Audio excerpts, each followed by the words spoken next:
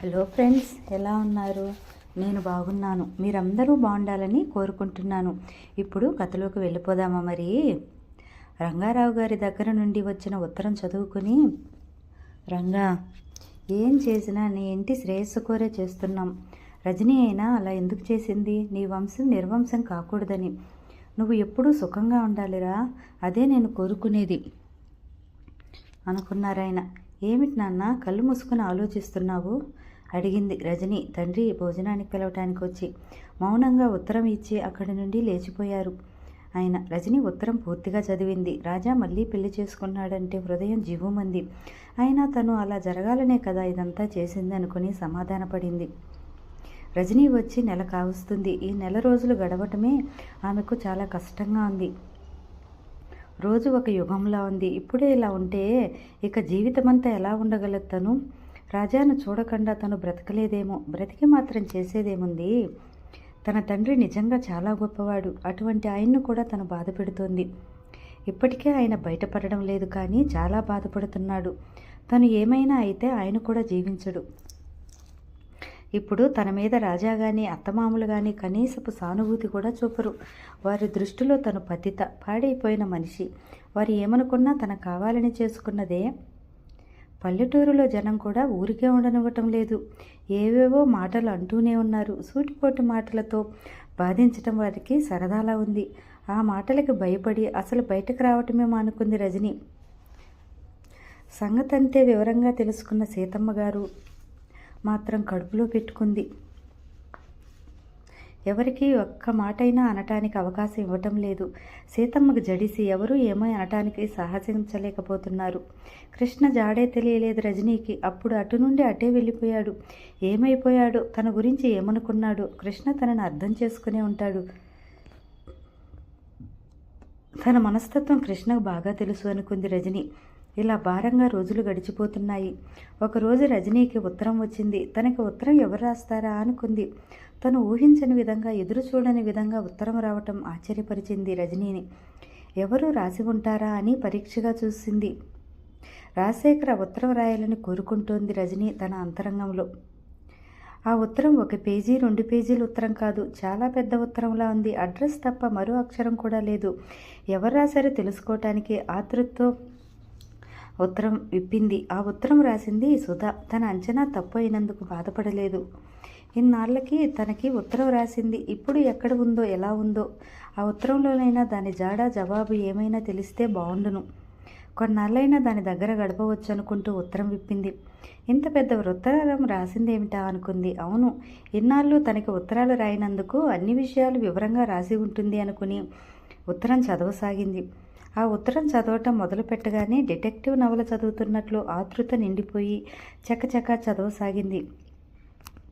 కళ్ళు అక్షరాల వెంట పరిగెత్తసాగినాయి. ఒక్క క్షణం వృధా చేస్తే అక్షరాలు పారిపోతాయేమోనంత కంగారుగా చదివింది.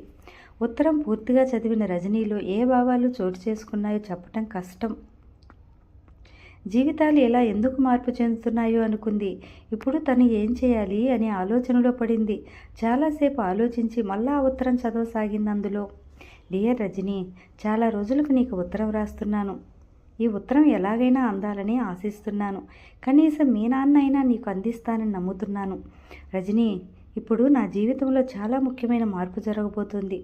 ఈ సమయంలో నీతో తప్ప ఎవరితోనూ చెప్పుకోలేని దాన్ని కాబట్టి ఈ ఉత్తరం రాస్తున్నాను. నువ్వు నీ భర్తతో హాయిగా ఉన్నావని, ఉండాలని కోరుకుంటున్నాను. రజనీ, నాకంటే నువ్వు చాలా అదృష్టవంతురాలివి. నాకు అదే సంతోషం. ఎందుకంటే మన ఇద్దరిలో కనీసం నువ్వైనా ఆనందంగా ఉన్నావు కాబట్టి. నేనెంత దురదృష్టవంతురాలనో తెలిస్తే నువ్వు ఆశ్చర్యపోతావు.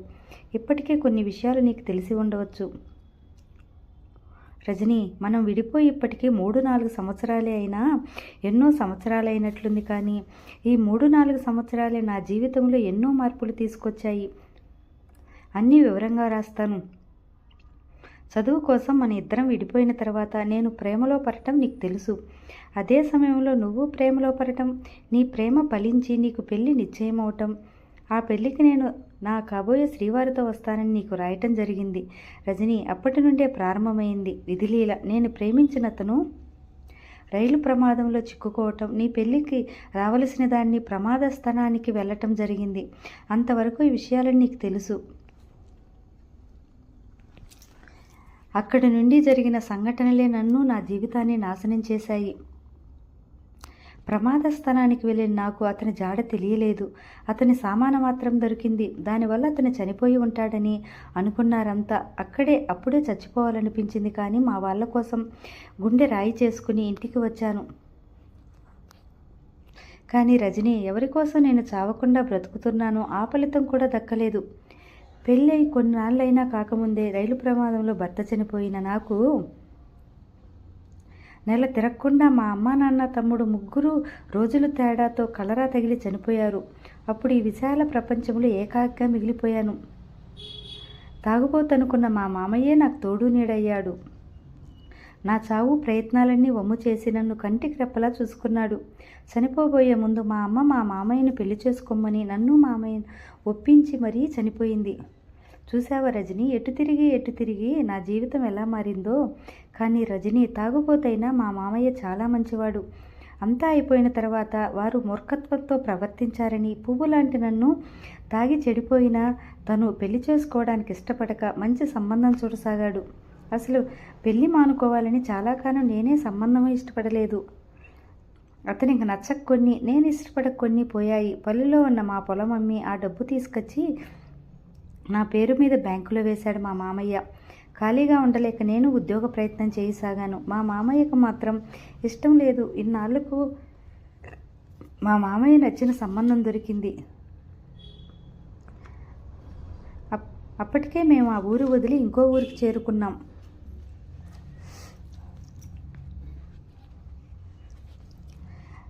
రజనీ, వరుడు పేరు రాజశేఖర్. ఈ ఊర్లో పెద్ద వ్యాపారస్తుని కొడుకు. బాగా ఆస్తిపరులు. అతను మా మామయ్యకు బాగా నచ్చాడు. వాళ్ళని పెళ్లిచూపులకు పిలిచాడు. ఎంత కట్నం అడిగినా ఇవ్వటానికి సిద్ధపడ్డాడు. కానీ వారు అసలు కట్నం అక్కర్లేదన్నారు. రజనీ, పెళ్లిచూపులు చాలా గమ్మత్తుగా జరిగినాయి.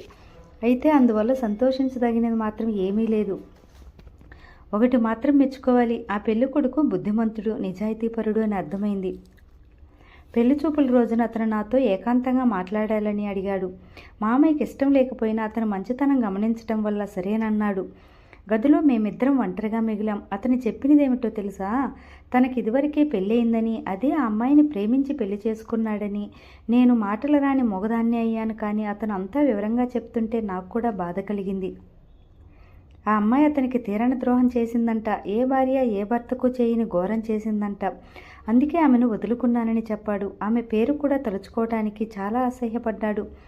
ఆమె వల్ల అతను చాలా చిత్తక్షోభ పడ్డాడని, ఇంకా పడుతున్నాడని అర్థమైంది. అతని స్నేహితుడితో అక్రమ సంబంధం పెట్టుకుని విచ్చలవిడిగా తిరిగిందట. ఆయన చూస్తే జాలేసింది. అది కూడా చాలా విశృంఖలంగా సాగటంతో తనే వెళ్ళగొట్టాడట. అతని మాటల్లో ఆమెను అతను ఎంత ప్రేమించాడో, ఆమె అలా చేసినందుకు అతను ఎంత కుమిలిపోతున్నాడో అర్థం చేసుకున్నాను. అతని గురించి ఒక్క విషయం దాచకుండా అన్నీ విపులంగా చెప్పేసరికి అతను ఎంత మంచివాడో కూడా అర్థం చేసుకున్నాను.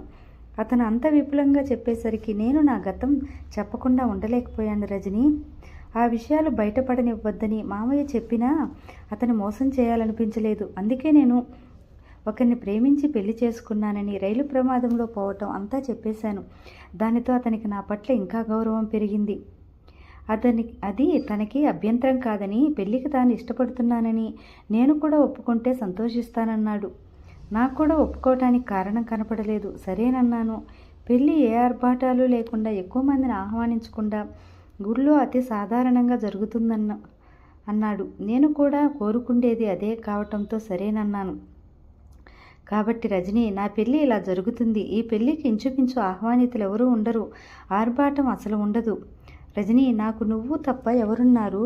నువ్వు మాత్రం తప్పక రావాలి. నువ్వు వస్తావని, మీ వారితో పాటు వచ్చి నా పెళ్లి జరిపిస్తావని 1000 కళ్ళతో ఎదురు చూస్తుంటాను. నీ సుధా. ఉత్తరం పూర్తిగా చదివిన రజనీ మళ్ళా అనేకసార్లు చదివింది ఆ ఉత్తరాన్ని. తన జీవితంతో ఎంత వింత నాటకం ప్రారంభించాడు భగవంతుడు. తను మనసారా ప్రేమించి పెళ్లాడిన తన భర్తని తన ప్రాణ స్నేహితురాలు పెళ్లి చేసుకోవటం, ఆ పెళ్లికి తను వెళ్ళటం, తను ఆ పెళ్లికి వెళ్ళి తన భర్త మరో స్త్రీ మెడలో తాళి కడుతుంటే భరించగలదా? అది తన సుధ మెడలో కడుతుంటే నిగ్రహించుకోగలదా? భగవాన్, ఎంత విషమ పరీక్ష తెచ్చిపెట్టవయ్యా! తను ఇంత చేసింది తన భర్త ఇంకో పెళ్లి చేసుకోవటానికేనా?